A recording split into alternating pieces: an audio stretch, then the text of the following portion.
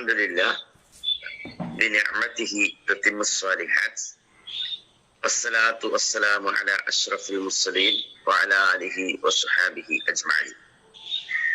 إن أريد للإصلاح ما استطعت وما توفيقي إلا بالله عليه توكلت وإليه أنيب. رب اشرح لي صدري ويسر لي أمري واحلل عقدة من لساني يفقهوا قولي. പ്രിയമുള്ള സഹോദരീ സഹോദരങ്ങളെ, അസ്സലാമു അലൈക്കും വറഹ്മത്തുള്ളാഹി തആല വബറകാതുഹു. നമ്മളൊക്കെ ഏതെങ്കിലും ഒരു അർത്ഥത്തിൽ ഏതെങ്കിലും ഒരു ഇസ്ലാമിക സംഘടനയുമായിട്ട് ബന്ധപ്പെട്ട് പ്രവർത്തിക്കുന്നവരായിരിക്കും.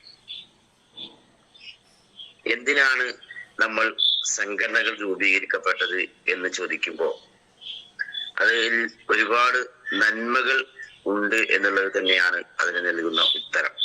പക്ഷെ ഒരിക്കലും സംഘടനകൾ കൊണ്ട് മറ്റുള്ളവരെ വേദനിപ്പിക്കാനോ അല്ലെങ്കിൽ സംഘടനകൾക്കുള്ളിൽ അനൈക്യമുണ്ടാക്കാനോ അല്ലെങ്കിൽ അത് മുഖാന്തരം എന്തെങ്കിലും സ്വാർത്ഥ നേട്ടങ്ങൾ നേടിയെടുക്കാനോ ഒന്നുമല്ല. മറിച്ച് ഓരോരുത്തരെയും വ്യക്തിപരമായ നന്മകളെ പരിപോഷിപ്പിക്കുക എന്ന് തന്നെയാണ് സംഘടനകൾ ലക്ഷ്യമാക്കുന്നത്. അങ്ങനെ ആവണം. പ്രവാചകൻ സല്ലല്ലാഹു അലൈഹി വസല്ലമ ഇത്തരത്തിൽ നമ്മളൊരു ഇസ്ലാമികമായിട്ടുള്ള ഒരുമയിൽ ഒരു കൂട്ടത്തിൽ നിൽക്കണമെന്നും ഒറ്റപ്പെട്ടു പോകരുത് എന്നും പലപ്പോഴും നമ്മെ ഉപദേശിച്ചിട്ടുണ്ട്. ഇബ്നു അബ്ബാസ് റളിയല്ലാഹു റിപ്പോർട്ട് ചെയ്ത ഹദീസിൽ നമുക്ക് കാണാൻ സാധിക്കും, ഖാല റസൂലുള്ളാഹി സ്വല്ലല്ലാഹു അലൈഹി വസല്ലമ, പ്രവാചകൻ സല്ലല്ലാഹു അലൈഹി വസല്ലമ പറഞ്ഞു, യദുല്ലാഹി മഅൽ ജമാഅ, അല്ലാഹുവിന്റെ അനുഗ്രഹം അത് സംഘത്തോടൊപ്പമാണ് എന്നുള്ളതാണ്.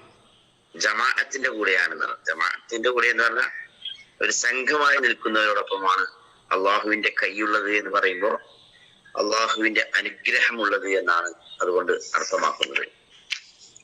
ഒരു സുദീർഘമായ ഒരു ഹദീസിൽ ഇബ്നു ഉമർ റളിയല്ലാഹു റിപ്പോർട്ട് ചെയ്ത ഹദീസിൽ നമുക്ക് ദർശിക്കാൻ സാധിക്കും. അദ്ദേഹം പറയുകയാണ്, ഹതബിന ഉമർ ബിൽ ജാബിയ, ജാബിയ എന്ന സ്ഥലത്ത് വെച്ച് ഉമർ റളിയല്ലാഹു ഞങ്ങളോട് സംസാരിച്ചു.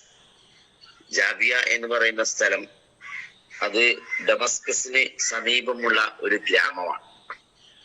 അവിടെ വെച്ചുകൊണ്ടാണ് ഉമർ റളിയല്ലാഹു അൻഹു ഞങ്ങളോട് സംസാരിക്കുന്നത്.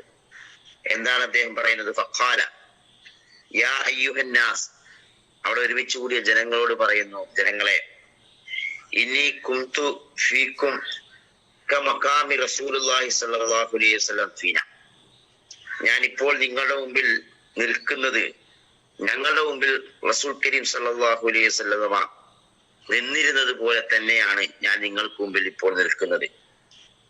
ഇതിൽ ഫഖാല, ഞങ്ങളോട് പ്രവാചകൻ സല്ലല്ലാഹു അലൈഹി വസല്ലം പറഞ്ഞു, ഊസീകും ബി അസ്ഹാബി, ഞാൻ എൻ്റെ അനുചരന്മാരോട് വസിയത്ത് ചെയ്യുകയാണ്, നിങ്ങൾ അവരോട് നല്ല നിലയിൽ വർത്തിക്കണമെന്ന്. അതായത് എൻ്റെ സഹാബാക്കളോട് നിങ്ങൾ നല്ല നിലയിൽ വർത്തിക്കണമെന്ന് ഞാൻ നിങ്ങളോട് വസിയത്ത് ചെയ്യുന്നു. പിന്നെ അദ്ദേഹം പറയുന്നു, സുമ്മല്ലദീന യലൂനഹും, പിന്നെ അതിനോട് അനുചരന്മാരോട് ശേഷമുള്ള പിൻഗാമികളോടും. പിന്നെയും പ്രവാചകൻ സല്ലല്ലാഹു അലൈഹി വസല്ലം സുമ്മല്ലദീന യലൂനഹും, അവരുടെ അനന്തരഗാമികളോടും നല്ല നിലയിൽ വർത്തിക്കണമെന്ന് ഞാൻ നിങ്ങളോട് വസിയത്ത് ചെയ്യുകയാണ് എന്ന് പ്രവാചകൻ സല്ലല്ലാഹു അലൈഹി വസല്ലമ ഞങ്ങളോട് ഉപദേശിച്ചു. പിന്നെ പ്രവാചകൻ സല്ലല്ലാഹു അലൈഹി വസല്ലം പറയുകയാണ്, സുമ്മ യഫ്സുൽ കദിബ്, പിന്നീട് കളവ് വ്യാപിക്കും. പ്രവാചകൻ സല്ലല്ലാഹു അലൈഹി വസല്ലം അന്ന് ഞങ്ങൾ പറഞ്ഞ സംസാരത്തിൽ, നിങ്ങൾ എന്റെ സഹാബാക്കളോട് നല്ല നിലയിൽ വർത്തിക്കണം, പിന്നെ അതിനുശേഷം വരുന്നവരോട് വർത്തിക്കണം, പിന്നെ അതിനുശേഷം വരുന്ന തലമുറകളോടും അനന്തരഗാമികളോടും നിങ്ങൾ നല്ല നിലയിൽ തന്നെ വർത്തിക്കണം. സുമ്മ യഫ്സുൽ കദിബ്, പിന്നീടുള്ള കാലഘട്ടത്തിൽ കളവ് വ്യാപിക്കും. ഏതുവരെ എന്ന് ചോദിച്ചാൽ ഹത്താ യഹ്ലിഫു റജുലു അതായത് ഒരു മനുഷ്യൻ എത്രത്തോളം എന്നാൽ ഒരു മനുഷ്യൻ ഒരു വ്യക്തി സത്യം ചെയ്യും, ആരും അയാളോട് സത്യം ചെയ്യാൻ ആവശ്യപ്പെടാതെ തന്നെ അദ്ദേഹം അങ്ങ് സത്യം ചെയ്യാൻ തുടങ്ങും. അപ്പൊ തന്നെ നമുക്കൊക്കെ അറിയാവുന്ന കാര്യമാണ്. പലപ്പോഴും നമ്മെ വിശ്വസിപ്പിക്കാൻ വേണ്ടിയിട്ട് പടച്ചവനെ വിളിക്കുന്നതും പടച്ചവനിൽ വിളിച്ച് സത്യം ചെയ്യുന്നതും ഒക്കെ നമ്മുടെ നാട്ടിൽ തന്നെ വ്യാപകമാണല്ലോ. അങ്ങനെ ഒരു കാലം വരാനിരിക്കുന്നുണ്ട്. ഒരാൾ സാക്ഷ്യം പറയും. ആരും അയാളോട് സാക്ഷ്യം പറയാൻ ആവശ്യപ്പെടാതെ തന്നെ അദ്ദേഹം സാക്ഷ്യം പറയാൻ വരുന്ന ഒരു കാലഘട്ടം എന്നാണ് പറയുന്നത്. കള്ളസാക്ഷ്യം പറയുന്ന ഒരു അവസ്ഥയൊക്കെ നമ്മുടെ നാട്ടിൽ തന്നെ വലിയ വ്യാപകമാണ് സഹോദരങ്ങളെ. പിന്നീട് പ്രവാചകൻ സല്ലല്ലാഹു അലൈഹി വസല്ലം പറയുകയാണ്, പിന്നീട് ആ കാലത്ത് അല നിങ്ങളോട് ഞാനൊന്ന് അറിയിച്ചു തരട്ടെ, ഞാൻ ഞങ്ങളോട് ഒരു കാര്യം പറയട്ടെ.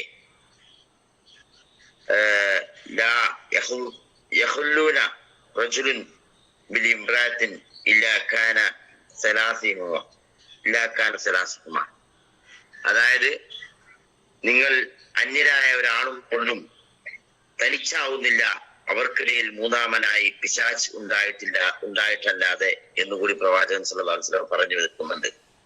അതിനുശേഷം പ്രവാചകൻ പറയുകയാണ്, അലൈക്കുമുൽ ജമാഅ, നിങ്ങൾ ഒരു സംഘടനയെ, അതായത് അൽ ജമാഅത്തിനെ മുറുകെ പിടിക്കണം, ഒരുമിച്ച് കൂടണം നിങ്ങൾ, അല്ലെങ്കിൽ ഒത്തൊരുമയിൽ നിങ്ങൾ നിലകൊള്ളണം എന്ന് പ്രവാചകൻ സല്ലല്ലാഹു അലൈഹി വസല്ലം നമ്മോട് നിർബന്ധമായിട്ട് ആവശ്യപ്പെടുകയാണ്.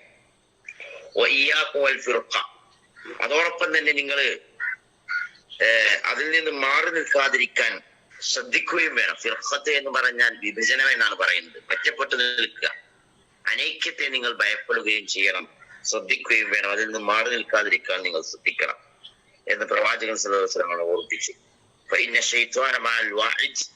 കാരണം ഒറ്റപ്പെട്ടു നിൽക്കുന്നവന്റെ കൂടെയാണ് ശൈത്താൻ ഉണ്ടായിരിക്കുക.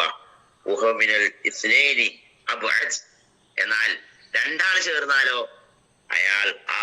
രണ്ടാളുകളാണ് നിങ്ങളെങ്കിൽ അവൻ കൂടുതൽ അകന്നു പോകുമെന്നാണ് പ്രവാചകൻ സല്ലല്ലാഹു അലൈഹി വസല്ലം. ശൈത്താൻ അകന്നു പോകാൻ സാധ്യതയുണ്ട്. അതുകൊണ്ട് എപ്പോഴും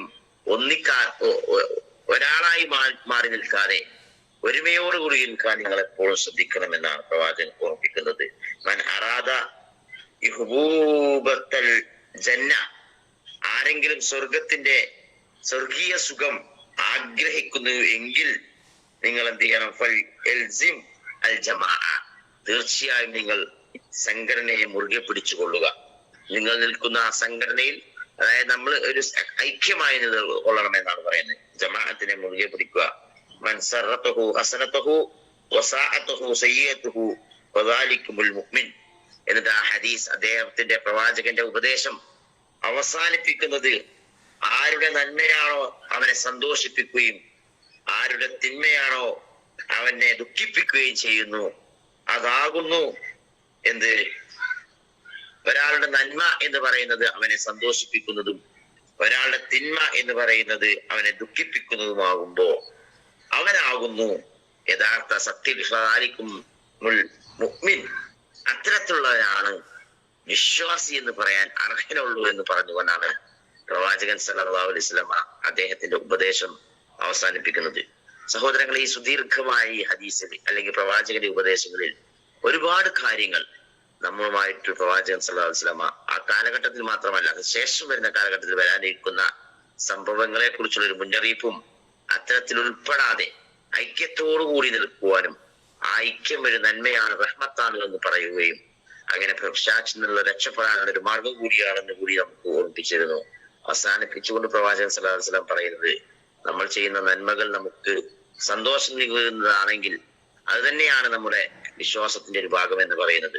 നമ്മൾ ഏതെങ്കിലും തരത്തിൽ തിന്മ ചെയ്യുമ്പോൾ അതിൽ നമ്മുടെ മനസ്സിനൊരു എന്തെങ്കിലും ഒരു വിഷമം തോന്നുന്നെങ്കിൽ അത് തിന്മയാണ് എന്നും അതിൽ വിട്ടുനിൽക്കുകയും ചെയ്യുമ്പോൾ അത് തിന്മയാണെന്ന് ബോധ്യം വരുകയും ചെയ്യുമെങ്കിൽ നമ്മൾ വിശ്വാസിയാണ് എന്നുള്ളതാണ് അടയാളമായി പ്രവാചകൻ സല്ലല്ലാഹു അലൈഹി വസല്ലം പറയുന്നത്.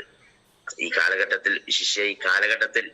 നമ്മൾ വിശ്വാസികളാവുക എന്ന് പറയുന്നത് തന്നെയാണ് ഏറ്റവും വലിയ ഒരു കാര്യം എന്ന് പറയുന്നത്. അല്ലെങ്കിൽ ഈ കാലഘട്ടത്തിൽ വിശ്വാസം മുറുകെ പിടിച്ച് ജീവിക്കാൻ കഴിയുന്നതാണ് ഏറ്റവും നല്ല ഭാഗ്യം. അത്തരത്തിൽ ഭാഗ്യവാന്മാരിൽ അല്ലാഹു നമ്മെ എല്ലാവരെയും ഉൾപ്പെടുത്തി തുറക്കുമാറാവട്ടെ. وآخر دعوانا الحمد لله رب العالمين. السلام عليكم ورحمة الله تعالى وبركاته. وعليكم السلام ورحمة الله وبركاته. آمين.